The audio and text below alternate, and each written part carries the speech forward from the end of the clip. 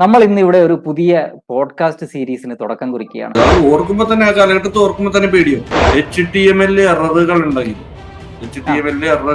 Rank ചെയ്യുമ്പോൾ daily 10,000, 20,000, 50,000 ലക്ഷക്കണക്കിനൊക്കെ traffic വന്നുകൊണ്ടിരുന്ന പല സൈറ്റിലും ഒരൊറ്റ രാത്രി വെളുത്തപ്പോ 0 ട്രാഫിക്കിലേക്ക് നിന്ന് വീണു, ഫിനിഷായി. ഗൂഗിള് ശരിക്കും പറയണെങ്കിൽ നമ്മളുടെ തൊട്ടു പറയുകയാണ്, നമ്മളാണ് അവരുടെ മുമ്പിൽ പോകുന്നത് നമ്മൾ തന്നെ. അപ്പൊ നമ്മുടെ പിറകിലാണ്. ആദ്യം SEO പഠിക്കാൻ വേണ്ടിയിട്ട് നമ്മൾ ചെയ്യേണ്ടത് മനുഷ്യൻ എങ്ങനെയാണ് കാര്യങ്ങൾ ഓർഗനൈസ് ചെയ്യുന്നത്, എങ്ങനെയാണ് ഓരോ ചോദ്യങ്ങളോ അല്ലെങ്കിൽ ആരെങ്കിലും പലരെ പറ്റി ചോദിക്കുമ്പോൾ നമ്മളെങ്ങനെയാണ് ഒരാളെ പറ്റിയുള്ള ആൻസർ പറയുന്നത്. ഈ ഒരു ബേസിക് ഐഡിയ നമുക്കുണ്ടെങ്കിൽ SEOയിൽ ചില പിടികിട്ടാത്ത പല സമസ്യകളും നമുക്ക് മുന്നിലേക്ക് തുറന്നു വരും. ചിലപ്പോ ഒരു പേജിൽ വന്ന ഒരുത്തന് അവന് വേണ്ട അതിനെ സംബന്ധിച്ച് വരാവുന്ന ചില ക്വസ്റ്റ്യൻസ് അവന്റെ ഉള്ളിൽ ബാക്കി കിടക്കുകയാണെങ്കിൽ എന്ത് ചെയ്യും? അവൻ മറ്റു സ്ഥലങ്ങളിലും പോയി അന്വേഷിക്കും. ഗൂഗിൾ ഇതൊക്കെ അന്വേഷിക്കുന്നുണ്ട്. ഇവന്റെ എല്ലാ ക്വസ്റ്റ്യൻസിനും ഉത്തരം കിട്ടി എന്നറിയുന്നിടത്തുനിന്ന് ഗൂഗിൾ സന്തോഷിക്കുകയാണ് ആ സൈറ്റിൽ.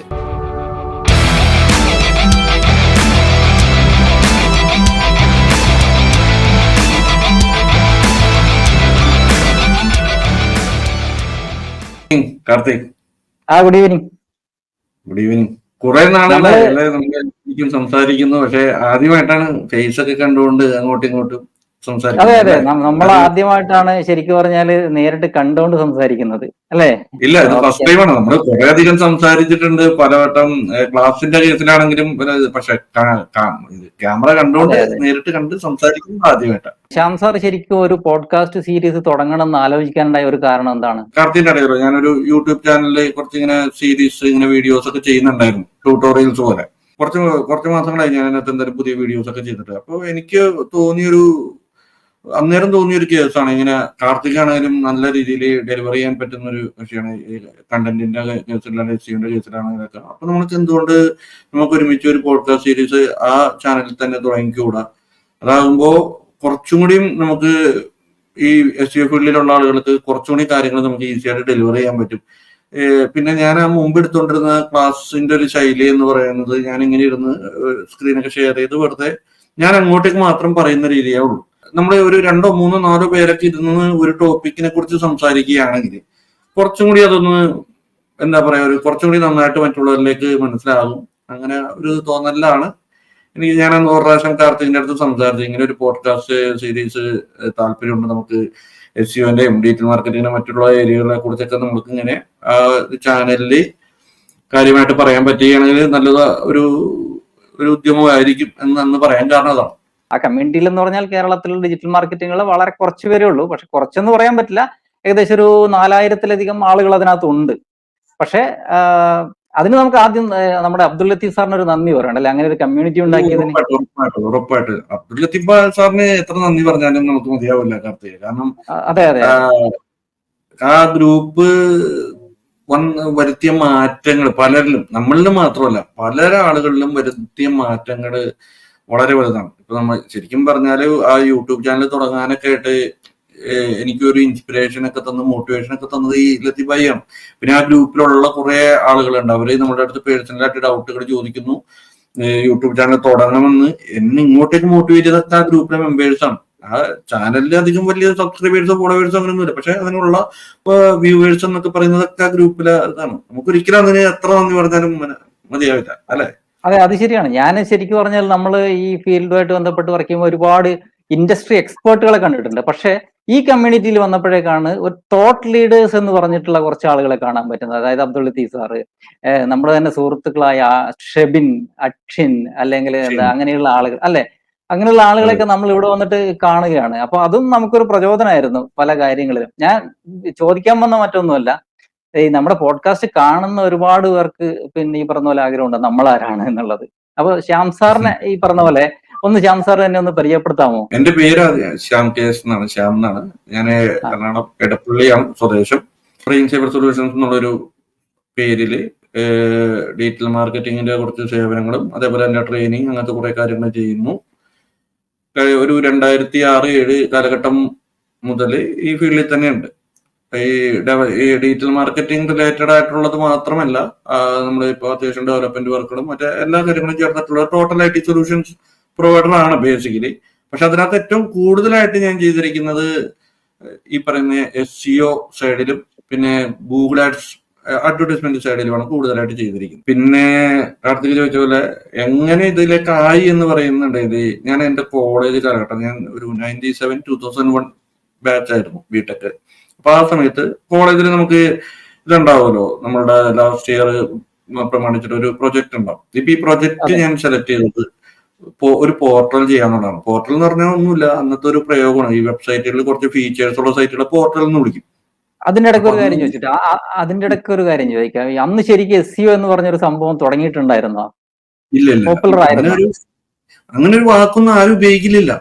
അങ്ങനെ എനിക്ക് അറിഞ്ഞുകൂടായിരുന്നു ആ സമയത്ത് ഞാൻ എന്താണ് SEO എന്നുള്ളൊരു വാക്കൊക്കെ. ശരിക്കും പറഞ്ഞു കഴിഞ്ഞാല് ഈ കുറെ കാലഘട്ടം കഴിഞ്ഞു, എനിക്ക് തോന്നുന്നു 2008-2007 ആ ടൈമിലൊക്കെ ആയിരുന്നു പിന്നെയും വരാൻ തുടങ്ങിയത്. ഉണ്ടായിരുന്നു കേട്ടോ, 2006-2007 കാലഘട്ടത്തിൽ ഉണ്ടായിരുന്നു. പക്ഷെ അതിനകത്ത് SEO എന്ന ആ പ്രയോഗം ആകെ ഉപയോഗിച്ചിരുന്നത് ചെയ്യുന്നവർ മാത്രമാണ്. ഒരു SEO ചെയ്യുന്ന ഒരാളുണ്ടോ എന്നൊരു കമ്പനി സെർച്ച് ചെയ്യലില്ല ആ കാലഘട്ടത്തിൽ. അത് അവർക്ക് അറിയില്ല അങ്ങനെ ഒരു സംഭവം ഉണ്ടെന്ന്. ഇത് ആകെ അറിയാവുന്നവര് ആ ഫീൽഡിലുള്ളവർ മാത്രമാണ്. അതായത് എന്നെ ഒരു ഇത് പറയുകയാണെങ്കിൽ, ഞാൻ പറഞ്ഞല്ലോ കോളേജിൽ നിന്ന് ഈ സൈറ്റ് ഒക്കെ ചെയ്ത ആ ഒരു ഇൻട്രസ്റ്റ് ഒക്കെ ഉണ്ടായിരുന്നു. ബാംഗ്ലൂർ എത്തിയിട്ട് നമ്മള് അവിടെ നിന്നാണ് ഞാൻ തുടങ്ങുന്നത് SEOന്റേത്. അപ്പോ ഞാനൊരു സൈറ്റ് ആദ്യം ചെയ്യുന്നു. ആ സൈറ്റിലേക്ക് എനിക്ക് ആളുകളെ കൊണ്ടുവരണം. അതായത് എനിക്കത് ഗൂഗിളിൽ നിന്ന് എനിക്ക് ആളുകളെ കൊണ്ടുവരണം. ഇതെന്താണ് എങ്ങനെയാണെന്ന് എനിക്കറിയില്ല. ഞാൻ ഇതിനെക്കുറിച്ച് അന്വേഷിച്ച് നടക്കുമ്പോഴാണ് ഈ പറഞ്ഞ പരിപാടി SEO ആണ് ഞാൻ ഈ അന്വേഷിക്കുന്നത് ഞാൻ അറിയുന്നത്. അങ്ങനെ പിന്നെ അതിന്റെ കമ്മ്യൂണിറ്റീസ്, അതിന്റെ കുറെ കാര്യങ്ങളൊക്കെ കയറി. വളരെ കുറച്ച് ആളുകളൊക്കെ ഉള്ളൂ. ഇന്ത്യയിലൊക്കെ ഉണ്ട് കുറച്ച്, അവിടെ ഇവിടെയൊക്കെയായിട്ടൊക്കെ കുറച്ച് ടീമുകളൊക്കെ കണ്ടിട്ടുണ്ട്. അതിനകത്ത് ഒരു US-ലുള്ള ഒരാളുടെ അടുത്ത് ഞാൻ കുറെ ഇമെയിലുകൾ അയച്ച് ഇടക്ക് വല്ലപ്പോഴും ആള് തരുന്ന റിപ്ലൈ അതായിരുന്നു എന്റെ SEO പാഠങ്ങൾ. അത് ആരായിരുന്നു ഓർക്കുന്നുണ്ടോ? എനിക്കറിയാം. അത് പുള്ളിയുടെ പേര് ബെൻ ഷെഫർ. മരിച്ചുപോയി. പുള്ളി കുറെ വർഷങ്ങൾക്ക് മുമ്പ് മരിച്ചു. ഒരു പ്രായമുള്ള ഭയങ്കര ഇതായിട്ടുള്ള ഒരാളായിരുന്നു ബെൻ ഷെഫർ എന്ന് പറഞ്ഞിട്ട്. അപ്പൊ അന്ന് ഈ യാഹൂ ഗ്രൂപ്പ്സ് ഉണ്ടല്ലോ, യാഹൂ ഗ്രൂപ്പ്സ്. യാഹൂലെ ഗ്രൂപ്പുകളിലൊക്കെ ഇങ്ങനെ നമ്മുടെ വലിയ കുറെ ഗ്രൂപ്പുകളൊക്കെ ഉണ്ടായിരുന്നു. അപ്പൊ അതേപോലെ ഒരു യാഹൂ ഗ്രൂപ്പിൽ നിന്ന് എനിക്ക് ആദ്യം ഉണ്ടായിരുന്ന പരിപാടി എന്ന് വെച്ചാൽ ഞാൻ ഈ സൈറ്റുകൾ എന്നെ ഉണ്ടാക്കിയ സൈറ്റ് യാഹൂ ഗ്രൂപ്പിൽ കൊണ്ടുപോയി. അപ്പൊ ആ ഗ്രൂപ്പിൽ നിന്ന് നമ്മുടെ സൈറ്റിലേക്ക് കുറെ ആൾക്കാർ വരും. ബേസിക്കലി വേറെ നമ്മൾ അറിയില്ലായിരുന്നു ഗൂഗിളിൽ ഇങ്ങനെയൊക്കെ വേറെ പരിപാടികളൊക്കെ ഉണ്ട്, അങ്ങനെയൊന്നും നമ്മൾ അറിയില്ലായിരുന്നു. അപ്പൊ അതിനകത്ത് ഗ്രൂപ്പിലുള്ള ഒരാളാണ് എൻ്റെ അടുത്ത് ഇങ്ങനെ നിങ്ങളുടെ നല്ല സൈറ്റ് നല്ലതാണ്, നിങ്ങൾ ഇങ്ങനെ ചെയ്യണം എന്നൊക്കെ പറഞ്ഞ് ഈ ബെൻ ഷെഫർ ഇങ്ങനത്തെ ഒരു ഗ്രൂപ്പിലുണ്ടെന്നൊക്കെ പറഞ്ഞു. അങ്ങനെ ഞാൻ പുള്ളിനെ കോണ്ടാക്ട് ചെയ്തു. പുള്ളി അങ്ങനെ ഫേമസ് ആയ ആളൊന്നുമല്ല, അങ്ങനെ എന്താ പറയുക, അത് അങ്ങനെയൊന്നുമല്ല. പുള്ളി ഒരു ഭയങ്കര പ്രായമുള്ള ഒരു മനുഷ്യൻ. ഇതിലൊരു ഭയങ്കര പാഷനാണ് പുള്ളിക്ക്, ഭയങ്കര പാഷൻ. വളരെ കുറച്ച് ആൾക്കാരല്ലേ കണ്ടിട്ടുള്ളൂ ഞാൻ. പക്ഷെ ഇയാള് മെയിലുകളൊക്കെ ഒന്നും അങ്ങനെ റിപ്ലൈ ചെയ്യുന്നൊന്നും ഉണ്ടാവില്ല. ഞാൻ കുറെ ഒരു 10-30 മെയിൽ അയച്ചു കഴിഞ്ഞാൽ ഒരു റിപ്ലൈ വരും. അതിനകത്ത് എനിക്ക് തന്ന പോയിന്റ്സ് ഒക്കെ പറഞ്ഞാൽ ഇപ്പൊ എല്ലാവരും ചിരിക്കും. കാരണം നമ്മളുടെ SEOന്റെ പോയിന്റ്സ് ഇത്രയേ ഉള്ളൂ. കറക്റ്റ് ഈസിയായിട്ട് മനസ്സിലാവും. Meta title, keywords, Meta keywords ഉണ്ട്. കീവേഡ് അന്നുണ്ടായിരുന്നു. കീവേഡ്സ് എന്ന് പറഞ്ഞാൽ അതിപ്പോ ഉപയോഗിക്കലില്ല. അതിനകത്ത് മാക്സിമം കീവേഡ്സ്. പിന്നെ സൈറ്റിൽ കയറിയാൽ ഏറ്റവും ടോപ്പിലുള്ള ടൈറ്റിൽ, H1 ടൈറ്റിൽ ഒന്നും പറയില്ല ആൾക്കാർ. മെയിൻ ആദ്യത്തെ ടൈറ്റിൽ കീവേഡ് കീവേഡ് ലിങ്കുകൾ ഇടണം. ഈ പേജിൽ 3-4-5 ലിങ്കുകൾ ഉണ്ടാവണം. ആ ലിങ്കുകളിലും കീവേഡ്സ്, കണ്ടന്റ്സിലേക്ക് കീവേഡ്സ്, ഒരു 10-30 പ്രാവശ്യം കീവേഡ്സ്, കംപ്ലീറ്റ് കീവേഡ്സ്. കീവേഡ്സ് അല്ലാതെ ഒന്നും പറയാനില്ല അന്ന്. പിന്നെ ഇതാണ് ഒരു ഭാഗം. രണ്ടാമത്തെ ഭാഗം എന്ന് പറഞ്ഞാൽ നമ്മൾ ഇത് കഴിഞ്ഞ് നേരെ പുറത്ത് സൈറ്റുകളിൽ പോകണം. കംപ്ലീറ്റ് ഡയറക്ടറികളിലും കയറി ബുക്ക് മാർക്ക് സബ്മിഷൻ എന്നതോ അങ്ങനെ ഒരു പ്രയോഗമില്ല. അന്ന് ഡയറക്ടറികളും പിന്നെ ഈ കുറെ സിൻഡിക്കേറ്റഡ് സൈറ്റുകളുണ്ട്, RSS സിൻഡിക്കേഷൻ ഒക്കെ ഉള്ള കുറെ സൈറ്റുകളുണ്ട്. ഇവിടെ അന്ന് ഇങ്ങനെയൊക്കെ ചെയ്യണമെന്ന് പിന്നെ എങ്ങനെയാ തോന്നിയത്? ഈ ബുക്ക് മാർക്ക് സൈറ്റുകളിലൊക്കെ ചെയ്യണം എന്ന് തോന്നാൻ കാരണം എന്തായിരുന്നു? അല്ല, അന്നത്തെ ഗൂഗിളിന്റെ പേജ് റാങ്ക് അൽഗോരിതം എന്ന് പറയുന്നിട്ടുള്ള ഒരു സിസ്റ്റത്തിലായിരുന്നു ഗൂഗിളിന്റെ അന്ന്. പഠിച്ചിരുന്ന അത് ഇവിടെ നിന്ന് തുടങ്ങി കഴിഞ്ഞ് ഞാൻ പറഞ്ഞല്ലോ, സൈറ്റുകൾ റാങ്ക് ആയി തുടങ്ങിയപ്പോൾ നമ്മൾ പിന്നെ അങ്ങ് പഠിക്കാൻ തുടങ്ങി. ഗൂഗിളിന് അവിടെ നിന്ന് തുടങ്ങി പഠിത്തം ഇപ്പോഴും പഠിച്ചുകൊണ്ടിരിക്കുക. ഗൂഗിളിനെ പഠിക്കാൻ തുടങ്ങി.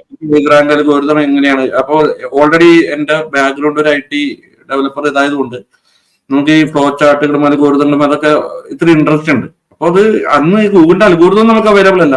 പക്ഷെ ഈ പേജ് റാങ്ക് അൽഗോരിതം എങ്ങനെയാണ് പ്രവർത്തിക്കണേന്നുള്ള ആ ഒരു ഇൻഫർമേഷൻ ഓൾമോസ്റ്റ് SEO കമ്മ്യൂണിറ്റീസിൽ എല്ലാത്തിലും ഉണ്ടായിരുന്നു. അതായത് ഇപ്പൊ ഏത് റാങ്കിൽ കൂടുതൽ പ്രവർത്തിക്കുന്നതെന്ന് വെച്ചാൽ പ്യുവർലി ബാക്ക് ലിങ്ക് ബേസ്ഡ് ആയിട്ടാണ് പ്രവർത്തിക്കുന്നത്.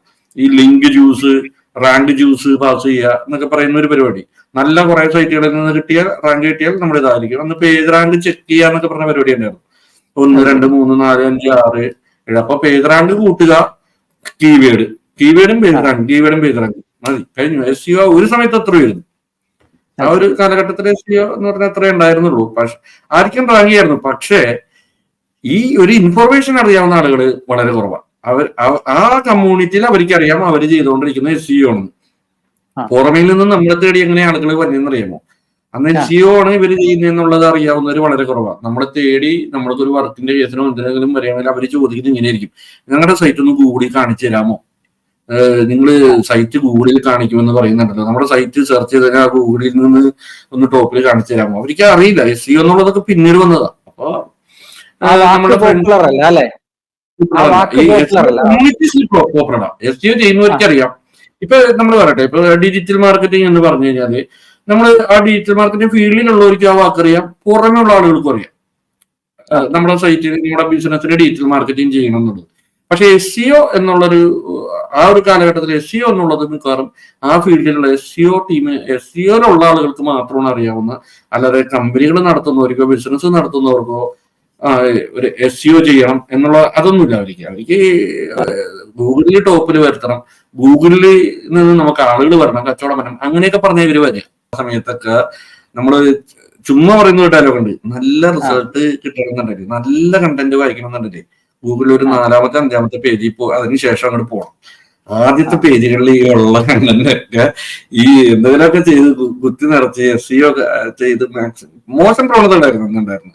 അതെ, ഞാനും വായിച്ചിട്ടുണ്ട്. ഈ ചില അഡൽട്ട് സൈറ്റുകൾ, പോൺ സൈറ്റുകൾ, പിന്നെ അങ്ങനെയുള്ള സൈറ്റുകളൊക്കെ പല ഈ യൂസേഴ്സ് സെർച്ച് ചെയ്യുന്ന ചില കോമൺ ആയിട്ടുള്ള ക്വയറികളിലൊക്കെ റാങ്ക് ചെയ്ത് വരുമായിരുന്നു ആ കാലഘട്ടത്തിൽ, അല്ലേ? അതെ, ഇങ്ങനെ നമ്മുടെ ഡോർവേ പേജസ്, ബ്ലോക്കിംഗ് എന്നൊക്കെ പല രീതിയിലൊക്കെ പറയും. അത് പല കീവേഡ്സുകളിലും ഇവര് റാങ്ക് ചെയ്യും. നമ്മൾ ചിലപ്പോൾ ജനറൽ ആയിട്ടുള്ള എന്തെങ്കിലും കാര്യമായിരിക്കും സെർച്ച് ചെയ്യുന്നത്, സൈറ്റിന്റെ റിസൾട്ട് കാണിക്കും. ഗൂഗിളിന്റെ മുമ്പിൽ അവര് അത് ബ്ലോക്ക് ചെയ്ത് വെച്ചിരിക്കുക, ഗൂഗിളിന്റെ മുമ്പിൽ അങ്ങനെ കാണിച്ചു വെച്ചിരിക്കുക. ആ പേജിലേക്ക് നമ്മൾ സെർച്ച് ചെയ്ത് ക്ലിക്ക് ചെയ്ത് കയറി കഴിഞ്ഞാൽ നമ്മൾ പോകുന്നത് മറ്റൊരു സൈറ്റിലേക്കോ മറ്റൊരു പേജിലേക്കൊക്കെ ആയിരിക്കും. അതൊക്കെ അതേപോലത്തെ ഇഷ്ടംപോലെ പ്രവണതകൾ ഉണ്ടായിരുന്നു ആ സമയത്ത്. ഈ കീവേഡ് സ്റ്റഫ് ചെയ്യുക, ഹിഡൻ കണ്ടന്റ്സ് എന്ന് പറഞ്ഞു കഴിഞ്ഞാല് നമുക്കൊരു യൂസർക്ക് വിസിബിൾ ആവാത്ത രീതിയിൽ എങ്ങനെയൊക്കെ കണ്ടന്റ്സ് ആക്കാൻ പറ്റും. കാരണം അവര് പക്ക രീതിയിൽ ശ്രമിക്കുന്ന ഗൂഗിളിനെ പറ്റിക്കുക. ഗൂഗിളിനെ പറ്റി ഇതൊക്കെ ഈ പേജിൽ ഉണ്ടെന്ന് തോന്നിക്കുക. ഗൂഗിൾ ആണെങ്കിൽ അന്ന് ആ തുടക്ക സമയത്തൊക്കെ ആണെങ്കിൽ അത്യാവശ്യം കുറെ കീവേഡുകൾ കാണുന്നു, കുറച്ച് ഇതൊക്കെ കണ്ടു കഴിഞ്ഞു, അങ്ങനെയൊക്കെ കണ്ടു കഴിഞ്ഞാൽ അങ്ങനെ റാങ്ക് ചെയ്ത് പോവും.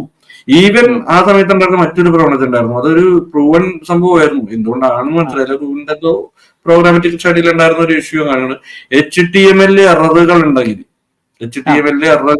റാങ്ക് ചെയ്യുമായിരുന്നു സംഭവം. നമ്മൾ ചെയ്യുമ്പോൾ ഇപ്പൊ ഒരു ഇമേജ് ഒക്കെ ഇടുന്നു, അല്ലെങ്കിൽ ഇമേജ് അല്ല ഒരു ലിങ്ക് ഒക്കെ ഇടുന്നു, ആ ലിങ്ക് ക്ലോസ് ചെയ്യാൻ പറ്റുമോ ചില സ്ഥലത്ത്, അല്ല ഹെഡിങ് ഇടുന്നു, അങ്ങനത്തെ HTML എറേഴ്സ് വരുമല്ലോ. സിൻടാക്സിൽ ചില എറേഴ്സ് വരുമ്പോൾ ഇവരുടെ കോഡിങ്ങിന് ആ പേജ് പാഴ്സ് ചെയ്യുന്നതിൽ എന്തോ ഒരു മിസ്റ്റേക്ക് പറ്റി വരുന്നു, ആ പേജിൽ നന്നായിട്ട് റാങ്ക് ചെയ്തു. അങ്ങനെയൊക്കെ ഉണ്ടായിരുന്നു. അതായത് ഒരു അബദ്ധം പറ്റിക്കഴിഞ്ഞാൽ അന്ന് അത് ശരിക്കും പറഞ്ഞാൽ പോസിറ്റീവായിട്ട് വരുമായിരുന്നു. എന്നിട്ട് ഇതിനു വേണ്ടി HTML എറേഴ്സ് ഉണ്ടാക്കുമായിരുന്നു. അങ്ങനെ ഒരു സമയത്ത് ഇങ്ങനെയൊക്കെ ആയിരുന്നു എല്ലാവരും. പക്ഷെ പിന്നീട് നമ്മൾ മനസ്സിലാക്കിയാണ് SEO മറ്റൊന്നാണ് എന്ന് വെച്ച് കഴിഞ്ഞാൽ. എനിക്ക് തോന്നുന്നു അതിനൊരു കാരണം ഗൂഗിൾ ഓരോ കാലഘട്ടത്തിലും മാറിക്കൊണ്ടേയിരുന്നു. അതെ, അത് മെയിനായിട്ട് എന്റെ ചിന്താഗതി മാറുന്നത് എപ്പോഴാണെന്ന് വെച്ച് കഴിഞ്ഞാല് ഈ ഒരു ആദ്യം ഈ പറഞ്ഞ 2006, 2007, 2008 ഏതാണ്ട് ഇങ്ങനെ തന്നെ ആയിരുന്നു. നമ്മൾക്ക് വേറൊന്നുമില്ല, നമ്മളുടെ ക്ലയൻസുകളെ സൈറ്റ് കിട്ടുന്നു, ഇതങ്ങോട്ട് ടോപ്പിലാക്കുക. ഇതിനിടയിൽ കുറച്ച് സ്ട്രാറ്റജി കൺസൾട്ടൻസി എന്നൊക്കെ പറഞ്ഞ് പിന്നീടാണ് വരാൻ തുടങ്ങിയിട്ട്. അതൊക്കെ അങ്ങനെ ചെയ്തുകൊണ്ടിരിക്കുക. ഇങ്ങനെയൊക്കെ ആയിരുന്നു. ഒരു ടൈം എത്തിയൊക്കെ ഇപ്പൊ ഗൂഗിളിൽ ആ സമയത്ത് ഒരു ഇതുണ്ട്, നമ്മൾക്ക് ഈ ആഡ്സൻസ് അക്കൗണ്ട്, ആഡ്വേർഡ്സ് അക്കൗണ്ട് ഒക്കെ ഉള്ളവർക്ക് റെഗുലർ ആയിട്ട് ഓരോരോ കാര്യങ്ങൾ ഗൂഗിൾ അയച്ചു കൊടുക്കും. ഇപ്പോഴും അയക്കുന്നുണ്ട് അതൊക്കെ. അപ്പൊ പതുക്കെ ഇവര് ഈ ബാക്ക് ലിങ്കുകളിലുള്ള മോശം പ്രവണതയൊക്കെ ഉണ്ടല്ലോ, സൈറ്റിൽ കീവേഡുകൾ സ്റ്റാപ്പ് ചെയ്തിട്ടുള്ള മോശം പ്രവണതകൾ, ഇങ്ങനത്തെ കുറെ കാര്യങ്ങൾ ഇവർ അഡ്രസ് ചെയ്യാൻ തുടങ്ങി ഗൂഗിള്. അവര് ഇതിൽ നിന്ന് നിങ്ങൾ ഇതൊക്കെ ഇങ്ങനത്തെ പാടില്ല എന്ന് പറയാൻ തുടങ്ങുന്നിടത്തുനിന്ന് അവിടെ നിന്നാണ് നമ്മുടെ ചിന്ത മാറുന്നത്. ഉറപ്പായിട്ടും ഞാനിങ്ങനെ ആലോചിക്കും, ഉറപ്പായിട്ട് ഇത് അവരെന്തെങ്കിലും ചെയ്യൂല, അവരുടെ അൽഗോരിതം പ്രോഗ്രാമിൽ അതിനനുസരിച്ച് മാറ്റങ്ങൾ അവർ വരുത്തും. അപ്പൊ നമ്മൾക്കിത് ഇങ്ങനെ ചെയ്താൽ മോശമാകും എങ്ങനെയാണെന്നൊന്നും അറിയില്ല, അത് ഒരു അനുഭവം കിട്ടിയിട്ടില്ല. പക്ഷെ ഇത് നമ്മളിങ്ങനെ ചിന്തിക്കുന്നുണ്ടായിരുന്നെങ്കിലും നമ്മൾ മോശം പ്രവണതകൾ തുടർന്നുകൊണ്ടിരുന്നു. പക്ഷെ ഈ ഒരു കാര്യം കാർത്തികിന് വളരെ നന്നായിട്ട് അറിയാവുന്ന ഒരു കേസ് ഞാൻ പറയാന്ന് വെച്ചാൽ, ഞാൻ തുടക്കത്തിൽ പറഞ്ഞില്ല, ഈ പറഞ്ഞ ബെൻ ഷഫർ എനിക്ക് കുറച്ച് മെയിലുകൾ അയച്ചെന്ന് തരും, ആകെ കുറച്ചേ അയച്ചിട്ടുള്ളൂ, അത് ചിരിക്കാൻ പാകത്തിനുണ്ട്. കീവേഡ്സിന്റെ കേസ് ഞാൻ പറഞ്ഞു, അൾട്ടിമേറ്റ് ഒരു മെയിൽ അയാൾ ഒരു കാര്യം കൂടി പറഞ്ഞു, അതായിരുന്നു ലാസ്റ്റത്തെ മെയില്. പിന്നെ ഞാൻ കുറച്ച് മാസങ്ങളല്ല 1-2 വർഷങ്ങൾ കഴിഞ്ഞപ്പോഴേക്കും മറ്റേ ഒരു ഗ്രൂപ്പിൽ നിന്ന് ഇയാളുടെ കേസ് പറഞ്ഞ ഒരാളുണ്ട്, അപ്പോഴാണ് അറിഞ്ഞാൽ പുള്ളി മരിച്ചെന്നുള്ളത്. പുള്ളി അങ്ങനെ വേറെ ഒരു ഇതുമില്ലാതെ ഒരു അറിയപ്പെടാത്തൊരു വിഷയം. അപ്പോ ലാസ്റ്റ് പുള്ളി പറഞ്ഞത് ഇതാണ്, നിങ്ങൾ അൾട്ടിമേറ്റ്ലി യൂസേഴ്സിന് വേണ്ടി കണ്ടന്റ് സൈറ്റിലെ പേജ് യൂസേഴ്സിന് വേണ്ടി ഉണ്ടാക്കുക. ഇത്രയായിരുന്നു പുള്ളിയുടെ ഇത്, യൂസർക്ക് വേണ്ടി സൈറ്റ് ഉണ്ടാക്കുക, പേജ് ഉണ്ടാക്കുക. ആ പേജിൽ ഗൂഗിളിന് വേണ്ടി കീവേഡ്സ് പ്ലേസ് ചെയ്യാം, പക്ഷെ യൂസർക്ക് അലോസരം ഉണ്ടാവരുത്. ഇത് അന്ത സമയത്ത് അയാൾ പറഞ്ഞിട്ടുണ്ട് ആ കാലത്ത്. അപ്പൊ നമ്മൾ എന്ത് ചെയ്യുന്ന വെച്ചാൽ ഈ ക്ലയന്റുകളുടെ സൈറ്റ് ഒക്കെ ഉണ്ടല്ലോ, നമ്മൾ അല്ലാതെയുള്ള ആഡ്സൻസ് റവന്യൂവിനൊക്കെ വേണ്ടി ഉണ്ടാക്കുന്ന സൈറ്റുകളൊക്കെ കുറച്ചൊക്കെ സ്പാം ചെയ്യുമായിരുന്നു. ക്ലയന്റുകൾക്ക് വേണ്ടിയുള്ള സൈറ്റുകളിൽ കുറെ കൂടി നമ്മൾ നല്ല എന്താ പറഞ്ഞ യൂസേഴ്സിന് വേണ്ടിയിട്ടുള്ള കണ്ടന്റുകളാണ് പ്ലേസ് ചെയ്തിരുന്നത്. പക്ഷെ കീവേഡ്സ് നമ്മൾ പ്രോപ്പർ ആയിട്ടുള്ള പ്ലേസിൽ ഇതാക്കും. അങ്ങനെ പോയി 2011 തോന്നുന്നു, 2010-11 എന്റെ ഒരു ഓർമ്മ, പാണ്ട അൽഗോരിതം എന്ന് പറഞ്ഞിട്ട് ഒരു അൽഗോരിതം റിലീസായി. അത് SEO വേൾഡിനെ കംപ്ലീറ്റ് എന്താ പറയാ നിന്ന് വിറപ്പിച്ചൊരു അപ്ഡേറ്റ് ആണ്. അതിനും പിന്നീട് അങ്ങനത്തെ ഒന്നും ഉണ്ടായിട്ടില്ല. അത് അങ്ങനത്തെ ആ അപ്ഡേഷന്റെ ആ ഒരു ദിവസം കഴിഞ്ഞ് പിറ്റേ ദിവസം SEO വേൾഡ് മൊത്തം ഷെയ്ക്ക് ആവുമായിരുന്നു. കാരണം എത്രയോ സൈറ്റുകൾ, അതായത് ഡെയിലി 10,000, 20,000, 50,000 ലക്ഷക്കണക്കിനൊക്കെ ട്രാഫിക് വന്നുകൊണ്ടിരുന്ന പല സൈറ്റുകളും ഒരൊറ്റ രാത്രി വെളുത്തപ്പോ 0 ട്രാഫിക്കിലേക്ക് നിന്ന് വീണു, ഫിനിഷായി. ആ സൈറ്റിന് എന്റെ സൈറ്റിന് പെനാൽറ്റി അടിക്കുന്ന ഒരു സംഭവമായിരുന്നു പാണ്ട അപ്ഡേറ്റ് എന്ന് പറഞ്ഞിട്ട്. ഈ അപ്ഡേറ്റ് വന്നപ്പോ ഈ എന്റെയിലും ഞാൻ ഡീൽ ചെയ്യുന്നതിലും കുറച്ച് സൈറ്റുകൾ, ഒരു 5-6 പക്ഷെ കൂടുതൽ സൈറ്റുകൾക്ക് ഒന്നും പറ്റിയില്ല. ഇതൊരു 5-6 സൈറ്റുകൾ മൂക്കുകുത്തി വീണു, നല്ല ട്രാഫിക്കിൽ ഓടിയ സൈറ്റുകൾ മൂക്കുകുത്തി വീണു. അത് റിക്കവർ ചെയ്യാൻ എളുപ്പം വരുന്നില്ല പാണ്ടാർക്ക്. അപ്പോഴാണ് ഇപ്പോഴത്തെ ഒരു SEOയിലേക്ക് മാറുന്നത്. ഈ അപ്ഡേഷൻ ഇറങ്ങി ഈ ഇത്രയും സൈറ്റുകൾ പോയി. ഞാനപ്പോ അവിടെ നിന്ന് ഈ സൈറ്റുകൾക്ക് എന്താ പറ്റിയെന്ന് അറിയണല്ലോ നമുക്ക്. കുറെ സൈറ്റുകൾക്ക് ഒന്നും പറ്റിയുമില്ല. എന്നാൽ ഞാൻ കീവേഡുകൾ സ്റ്റഫ് ചെയ്ത സൈറ്റുകളൊക്കെ ഉണ്ടായിരുന്നു, ഒന്നും പറ്റിയിട്ടില്ല. പക്ഷെ ചില സൈറ്റുകൾക്ക് അവിടെ നിന്ന് നന്നായിട്ട് പഠിക്കാൻ തുടങ്ങിയപ്പോ പഠിത്തം നമുക്ക് SEO ഫീൽഡിൽ ഒരിക്കലും പഠിച്ചാലും എത്ര പഠിച്ചാലും തീരൊന്നുമില്ല. പക്ഷെ എന്നാലും അവിടെ നിന്ന് പഠിക്കാൻ തുടങ്ങിയപ്പോഴാണ് ഗൂഗിളിനെ ശരിക്കും മനസ്സിലാക്കുന്നത്. ഗൂഗിള് ശരിക്കും പറയണെങ്കിൽ നമ്മളുടെ തൊട്ടു പിറകെയുണ്ട്. നമ്മളാണ് അവരുടെ മുമ്പിൽ പോകുന്നത് നമ്മൾ തന്നെ. അപ്പൊ നമ്മുടെ പിറകിലാണ്. അതായത് ഞാനെപ്പോഴും ആ രീതിയിലാണ് കാണുന്നത്. അതായത് അവൻ തൊട്ടു പിറകിലുണ്ടെന്ന് വിചാരിക്കുക. അപ്പോ അവൻ നമ്മളെ വാച്ച് ചെയ്യുകയാണ്. നമ്മൾ ചെയ്യുന്ന മോശം കാര്യങ്ങൾ, അതായത് SEO ഫീൽഡിൽ അല്ലെങ്കിൽ ഗൂഗിളിന്റെ റാങ്കിങ്ങിനെ മാനിപ്പുലേറ്റ് ചെയ്യാൻ വേണ്ടി ഇവൻ എന്തെല്ലാം ചെയ്യുന്നുണ്ട് എന്ന് നോക്കി, ആ സമയത്ത് ഗൂഗിളിന്റെ കേസാണ് എന്താ പറയുന്നത്, അവൻ എന്തെല്ലാം ചെയ്യുന്നുണ്ടെന്ന് നോക്കിയിട്ട് അത് ഓരോന്നിനും പണി കൊടുത്തുകൊണ്ടാണ് അവൻ പിറകെ വരുന്നത്. അപ്പൊ ബാക്ക് ലിങ്ക് ചെയ്യുന്നതിന് മോശം പ്രവണതകൾക്കൊക്കെ പണി കൊടുക്കുന്നത് ആ സമയത്ത് ബാക്കി പിന്നീട് അങ്ങോട്ട് പിറകെ പെൻഗിൻ അങ്ങനെ പല അൽഗോരിതം അടങ്ങി. അപ്പൊ നമ്മൾക്ക് ഈസി ആയിട്ട് മനസ്സിലാവണം ഗൂഗിള് ക്വാളിറ്റിയുടെ കേസിലേക്ക് ഒരു വിട്ടുവീഴ്ചയും ഇല്ല. അപ്പോ ഈ പാണ്ടയുടെ സൈറ്റുകൾ പലതും റിക്കവറബിൾ ആയിരുന്നില്ല, ചിലതായി 1-2 ആയില്ല. അപ്പോ അന്നേരം എന്റെ മനസ്സിൽ കയറിയ ഒരു സംഭവമാണ്, നമ്മളൊരു സെർച്ച് ഇതിനു വേണ്ടി ഒരു കാര്യം ചെയ്യുമ്പോൾ 2 കാര്യങ്ങൾ എപ്പോഴും ശ്രദ്ധിക്കണം. ഒന്ന്, അതിനകത്ത് വരുന്ന നമ്മൾ അൾട്ടിമേറ്റ്ലി നമ്മുടെ ബിസിനസിനോ കസ്റ്റമേഴ്സിനോ വേണ്ടിയിട്ടാണല്ലോ എഴുതിയിരിക്കുന്നത്. മറ്റേ പുള്ളി പറയുന്ന പാഠം അൾട്ടിമേറ്റ്ലി ആ വന്ന ആളുകൾക്ക് വേണ്ടിയായിരിക്കണം എഴുതുന്നത്. ഗൂഗിളും ആഗ്രഹിക്കുന്ന അത് തന്നെയല്ലേ, ഗൂഗിളിൽ സെർച്ച് ചെയ്യുന്ന ആളുകൾക്ക് ഏറ്റവും ബെസ്റ്റ് റിസൾട്ട് കൊടുക്കണം. അപ്പൊ ഉറപ്പായിട്ടും അൾട്ടിമേറ്റ്ലി നമ്മൾ ആലോചിച്ചാൽ SEO എന്ന് പറയുന്നത് ഒരു സെർച്ച് ചെയ്യുന്ന ആളിന് വേണ്ടിയിട്ടുള്ള ഒരു കണ്ടന്റ് ആയിരിക്കണം എന്നുള്ളത് തന്നെയാണ്. പ്ലസ് നമ്മൾ ഇത് ഡീൽ ചെയ്യുന്നത് ഒരു എന്താ പറയുക ഒരു സോഫ്റ്റ്വെയറിനോടായതുകൊണ്ട്, ഗൂഗിളിന്റെ ഒരു മറ്റേ അൽഗോരിതങ്ങളോടായതുകൊണ്ട് അതിന് വേണ്ട കുറച്ച് സിഗ്നൽസും കൂടി, അല്ലെങ്കിൽ അതിന് വേണ്ടി ഒരു അണിയിച്ചൊരുക്കലും കൂടി ആവശ്യമുണ്ട്. ഈ അണിയിച്ചൊരുക്കലുടെ ആവശ്യം എന്താണെന്നുള്ളത് ആണ് കാലകാലങ്ങളിൽ ഓരോ മാറ്റങ്ങൾ വന്നിട്ടുള്ളത്. മറ്റേതിന് ഒരു മാറ്റം വന്നിട്ടില്ല. സെർച്ച് ചെയ്യുന്ന ആൾക്ക് വേണ്ടിയിട്ടുള്ള കണ്ടന്റ് തന്നെയായിരിക്കണം അത്. പക്ഷെ ഈ ഗൂഗിളിന് വേണ്ടി അണിയിച്ചൊരിക്കലാണ് SEO എന്നുള്ളത് മാത്രം ആണ് ഇപ്പോഴത്തെ പല ആൾക്കാരിലും വരുന്ന ഒരു മിസ്റ്റേക്ക്. ശരിക്കും ശ്യാം സാറിന്റെ ഒരു യാത്ര എന്ന് പറയുന്നത് ഗൂഗിളിന്റെ കൂടെ ആയിരുന്നു എന്ന് വേണമെങ്കിൽ പറയാം അല്ലെ. അതായത് ഓരോ അൽഗോരിതം അപ്ഡേറ്റുകളുടെയും കൂടെ, അതായത് ഗൂഗിൾ ഇവോൾവ് ചെയ്ത ഒരു കാലഘട്ടം മുതൽ, ശരിക്കും സെർച്ച് ഒരു പോപ്പുലർ ആയിരുന്ന ഒരു കാലഘട്ടം മുതൽ തന്നെ ശ്യാം സാർ അതിന്റെ കൂടെ ഇങ്ങനെ വന്നു, ഓരോ അൽഗോരിതം അപ്ഡേറ്റുകളുടെ കൂടെ. അപ്പൊ ലോഞ്ച് ചെയ്യുമ്പോൾ തുടങ്ങി. കാരണം ലോഞ്ച് ചെയ്യുമ്പോൾ തുടങ്ങി. അത് ശരി.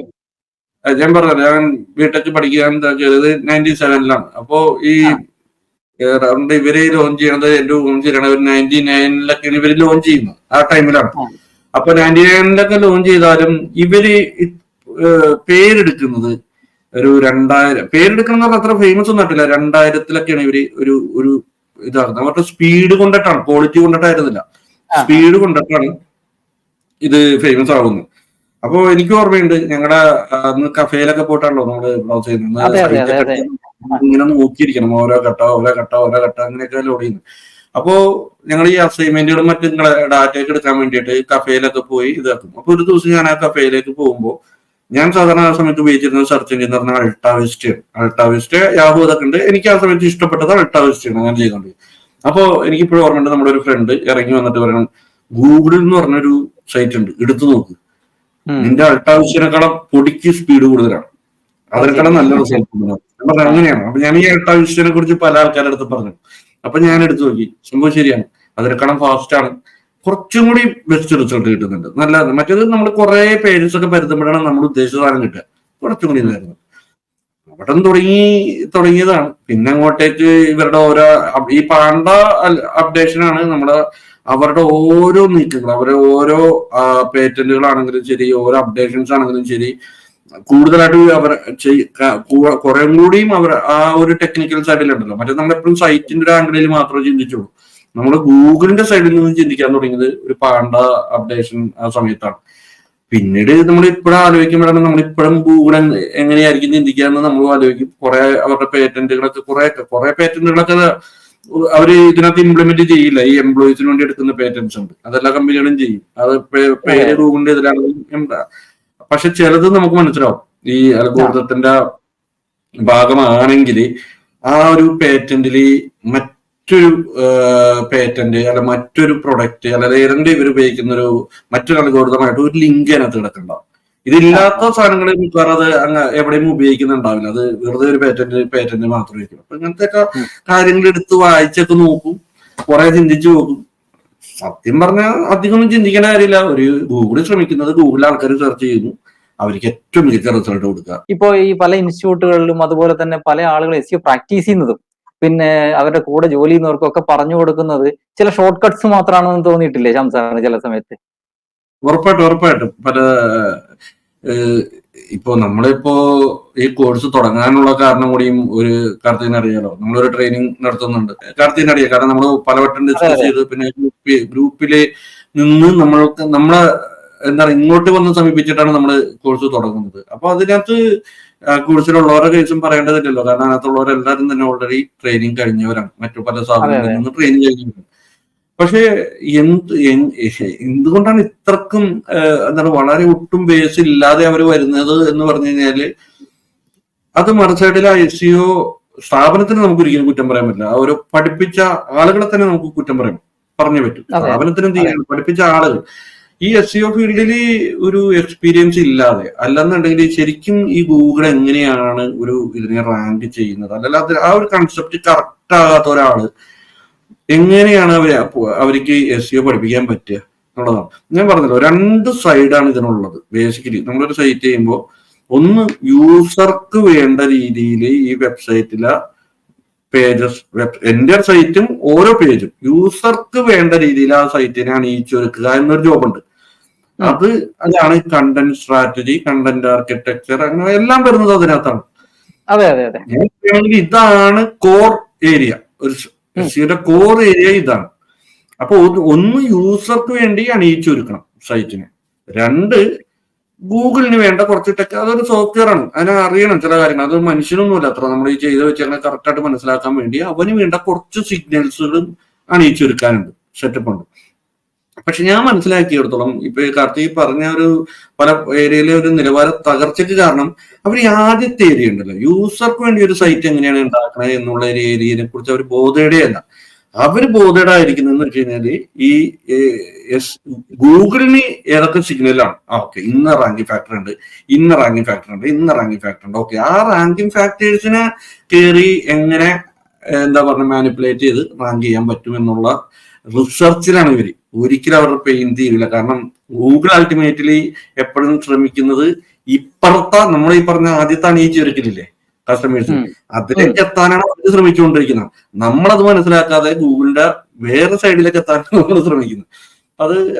അത് ഭയങ്കര ലാക്ക്. ഇപ്പൊ എനിക്ക് കാർത്തികനെ നമുക്ക് പേഴ്സണലായിട്ട് അറിയാം. കാരണം കാർത്തികന്റെ കണ്ടന്റ് സ്ട്രാറ്റജി എന്നുള്ള ഒരു ഇത് വളരെ വളരെ അപ്രീഷിയബിൾ ആണ്. കാരണം എന്താണെന്ന് വെച്ച് കഴിഞ്ഞാൽ മിക്ക ആളുകളിലും ഞാൻ കണ്ടിട്ടില്ല.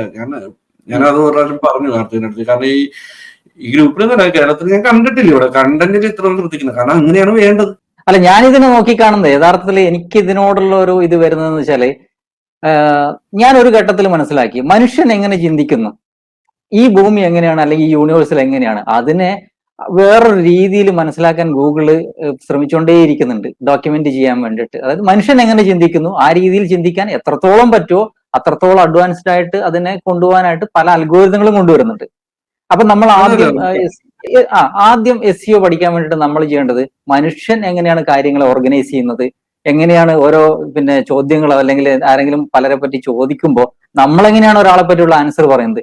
ഈ ഒരു ബേസിക് ഐഡിയ നമുക്കുണ്ടെങ്കിൽ SEOയിൽ ചില പിടികിട്ടാത്ത പല സമസ്യകളും നമുക്ക് മുന്നിലേക്ക് തുറന്നു വരും. ഞാൻ ഈ ഒരു വളരെ ബേസിക് ആയിട്ടുള്ള കാര്യങ്ങളാണ് കുട്ടികളുടെ അടുത്ത് ആദ്യം പറയുന്നത്. ചുറ്റുപാട് നോക്കുക, ചുറ്റുപാട് ഒന്ന് തുറന്നു നോക്കുക. ഇപ്പൊ നമ്മളോട് ഒരാൾ വന്നിട്ട് ചോദിക്കുന്നു ഈ നാട്ടിലെ ഏറ്റവും നല്ല റെസ്റ്റോറന്റ് ഏതാണെന്ന് ചോദിക്കുമ്പോൾ നമ്മുടെ മനസ്സിൽ ഒരു സെക്കൻഡുകൾ കൊണ്ട് കുറേയധികം റെസ്റ്റോറന്റുകൾ പോകും. പക്ഷെ അതേസമയം തന്നെ നമ്മുടെ മനസ്സിൽ ഇങ്ങനെ പെട്ടെന്ന് റീവൈൻഡ് ചെയ്ത് വരും, അവിടെ പണ്ട് ചെന്ന് കഴിച്ചപ്പോ അത്ര നല്ല ഫുഡ് ആയിരുന്നില്ല, പക്ഷെ മറ്റതിനെ പറ്റി വേറൊരാൾ നല്ലത് പറഞ്ഞ് കേട്ടിട്ടുണ്ട്, പക്ഷെ എനിക്ക് അനുഭവമില്ല. പക്ഷെ വേറെ സ്ഥലത്ത് ഞാൻ പോയപ്പോ നല്ല ഫുഡുമാണ് നല്ലത്, പിന്നെ എനിക്ക് തോന്നുകയും ചെയ്തു. അത് വേറെ ആളുകൾ നന്നായിട്ട് പറയുകയും ചെയ്തിട്ടുണ്ട്. അപ്പൊ പെട്ടെന്ന് ഞാനത് സജസ്റ്റ് ചെയ്യും. ചെറിയ സെക്കൻഡിനോട് ഞാൻ ഇത്രയും കാര്യങ്ങൾ പ്രോസസ് ചെയ്യുന്നുണ്ടെങ്കിൽ ഒരു മെഷീൻ എത്രമാത്രം കാര്യങ്ങൾ പ്രോസസ് ചെയ്യാൻ പറ്റും. അപ്പൊ മെഷീൻ ഈ പറഞ്ഞ പോലെ ഇതിന്റെ വേറൊരു എക്സ്റ്റൻഷൻ തന്നെയായിരിക്കും മെഷീനും ചെയ്യുന്നത്, അല്ലെ? ഇത് ബേസിക് ആയിട്ട് ഒരു ഐഡിയ കിട്ടിക്കഴിഞ്ഞാൽ നമുക്ക് ഇതിനകത്ത് കൃത്യമായിട്ട് പോകാൻ പറ്റും. അങ്ങനെയാണ് ഞാൻ എപ്പോഴും ഇതിനെക്കുറിച്ച് ആളുകളുടെ അടുത്ത് വളരെ സിമ്പിൾ ആയിട്ട് മിക്കവാറും വരുന്ന കുട്ടികളുടെ അടുത്തൊക്കെ ഞാൻ പറഞ്ഞത്. വേറൊരു കാര്യമുണ്ട് കേട്ടോ, SEO കോഴ്സ് പഠിച്ചിറങ്ങിയിട്ടുള്ള ആളുകളുടെ അടുത്ത് ഞാൻ ഈ രീതിയിൽ പറഞ്ഞതിന് ശേഷമാണ് അവരുടെ തോട്ട് പ്രോസസ് മാറാൻ തുടങ്ങിയത്. അവർ SEOയിൽ കുറച്ചുകൂടെ ഒക്കെ ചിന്തിക്കാൻ തുടങ്ങിയത് ഇതിനു ശേഷമാണ്. ഈ രീതിയിൽ കാര്യങ്ങളെ കണ്ടന്റിന്റെ ഏരിയ വളരെ വീക്കാണ് പലയിടത്തും. നമ്മൾക്കറിയാലോ അതിനെക്കുറിച്ച് മറ്റൊരു എന്താ പറഞ്ഞ പല സ്ഥലങ്ങളിൽ ട്രെയിനിങ് കഴിഞ്ഞിറങ്ങുന്നവരൊക്കെ വളരെ വീക്കായിട്ടാണ് കാണുന്നത് ഈ കണ്ടന്റിന്റെ ഒരു ഏരിയ സ്ട്രാറ്റജി അല്ല കണ്ടന്റ് ആർക്കിടെക്ചർ.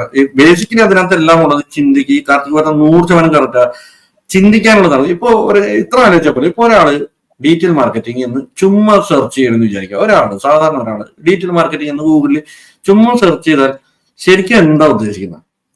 അതൊരു സെറ്റ് ഓഫ് ക്വസ്റ്റ്യനുള്ള ആൻസർ ആണ് ആ ഒരു പേജ് ഉണ്ടാവേണ്ടത്, അല്ലെ? എന്താണ് ഡീറ്റെയിൽ മാർക്കറ്റിംഗ് എന്ന് അറിയണം. ഇനി അവര് മറ്റു പല കാര്യങ്ങളും അറിയേണ്ടി വരില്ലേ? എന്താ ഡീറ്റെയിൽ മാർക്കറ്റിംഗ്, ഇത് എവിടെയാണ് അപ്ലൈ ചെയ്യുന്നത്, ഇത് ആരാണ് അപ്ലൈ ചെയ്യുന്നത്, ഇതിനകത്ത് എന്തൊക്കെ ടൈപ്പ് ഉണ്ട്, എന്താണ് സംഭവം, ഇതിനെക്കുറിച്ച്.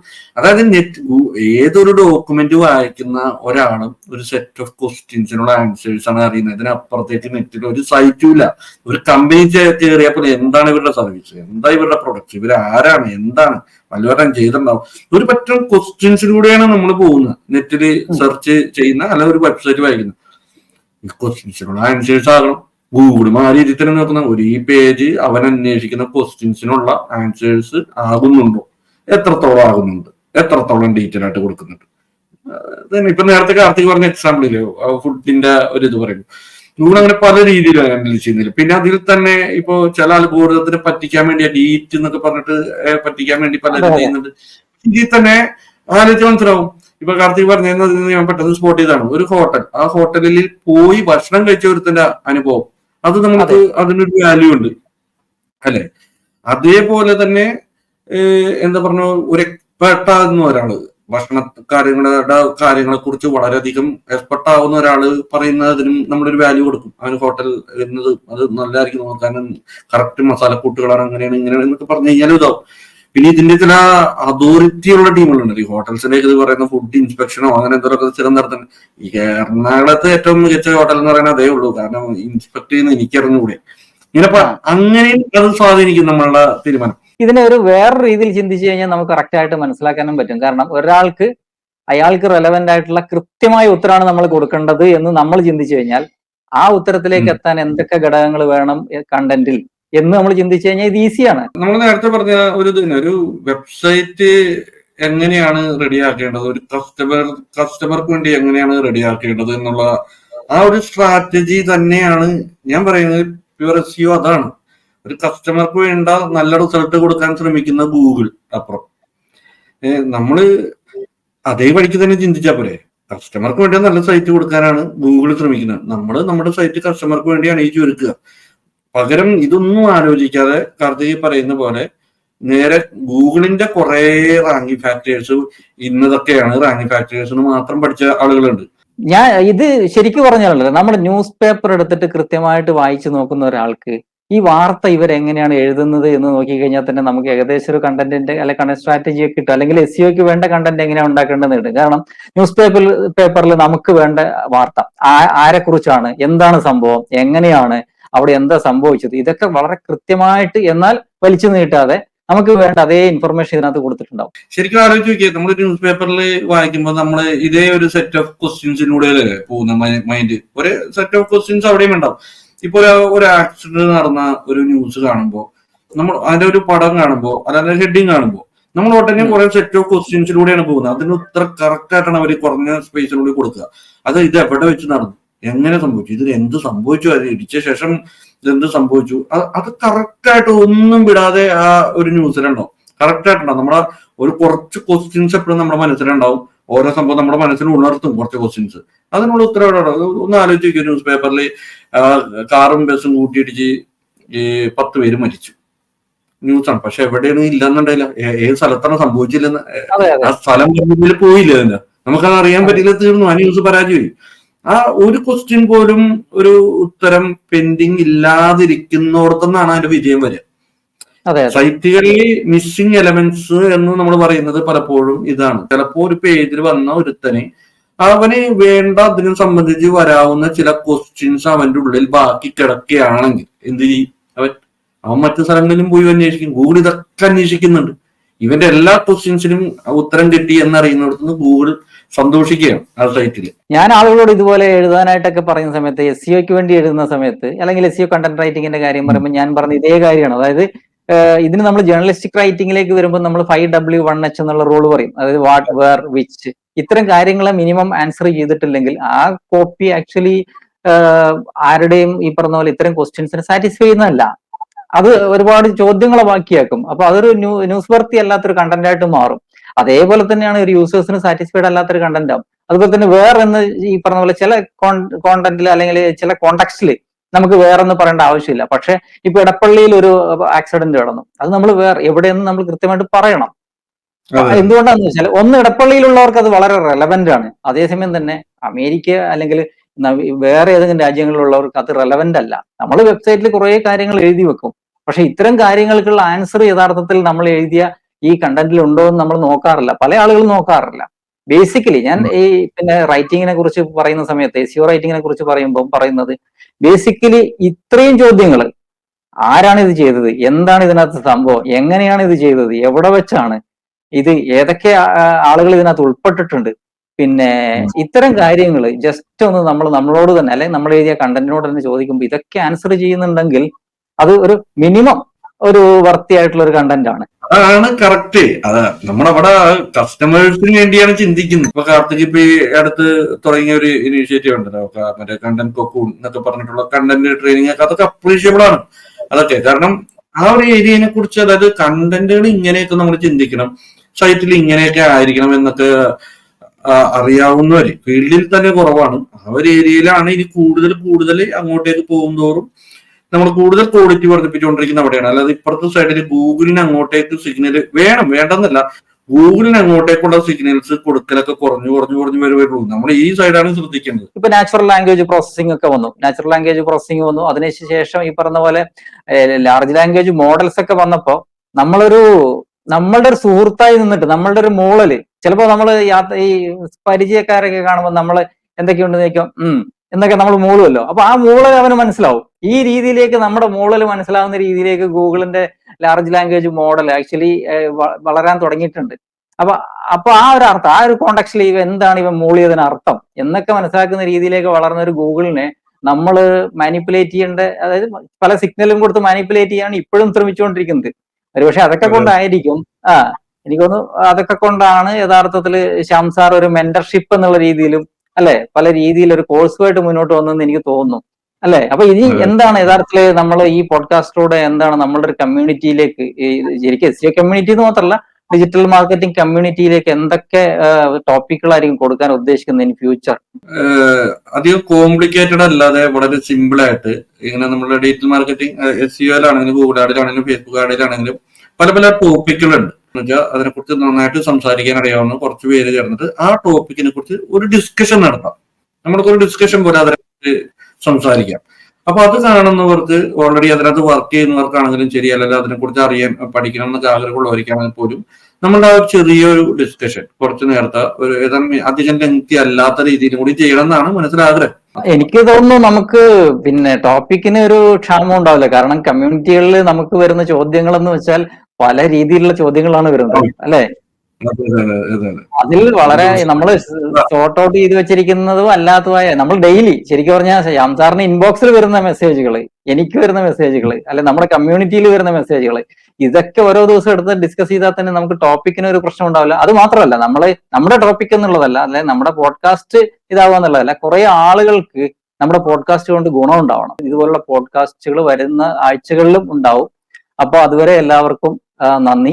നമ്മളെ ഇത്രയും നേരം കണ്ടിരുന്നതിന് നന്ദി.